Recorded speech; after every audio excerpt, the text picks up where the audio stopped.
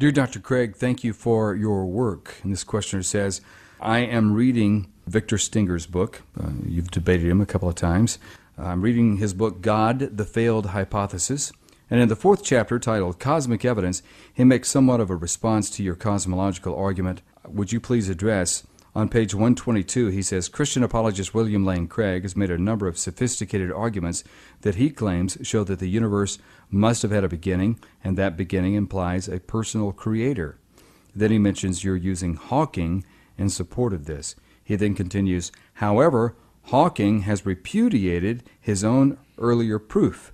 In his bestseller, A Brief History of Time, he avers, there was, in fact, no singularity at the beginning of the universe. How do you respond to this? What I would say is that Vic Stinger has put a spin here on Hawking's work that is very misleading. Hawking did not repudiate his earlier proof. He's talking there about the Hawking-Penrose singularity theorems, which show that under very generalized conditions, the general theory of relativity predicts that the past cannot be infinite, but must terminate in a singularity, a point of infinite space-time curvature and density in the past.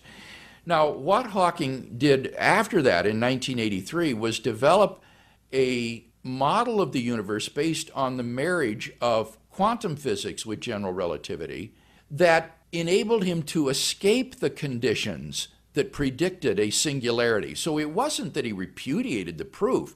The proof still holds for the singularity theorems, but what he was able to do was to craft a model that was an exception to the conditions that would predict a singularity, and he arrived at a universe that has a kind of rounded off beginning, rather like a badminton birdie, where it doesn't go back to a point, but the initial part of the universe is rounded off. Now, the interesting thing about this is that Hawking was able to achieve this result only by using imaginary numbers for the time variable. Now, imaginary numbers are numbers which are the products of the square root of -1.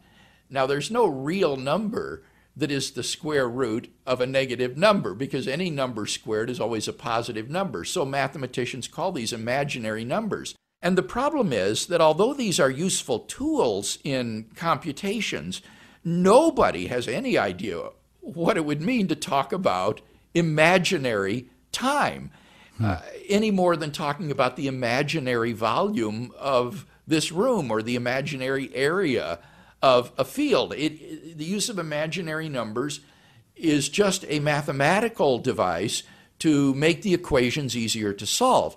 But to get physically significant results, the physicists always convert back to real numbers at the end. And what Hawking admits is that when you reconvert to real numbers in his model, presto, the singularity reappears. The singularity is really there all the time. It's just concealed behind this mathematical artifice of imaginary time, which has no physical significance. But even if we do give physical significance to the Hartle-Hawking model, the overriding point that remains, and that Stenger doesn't appreciate, is that the model still begins to exist. It isn't infinitely extended in the past. It still has a beginning. It still comes into existence in the same way that the classical models did.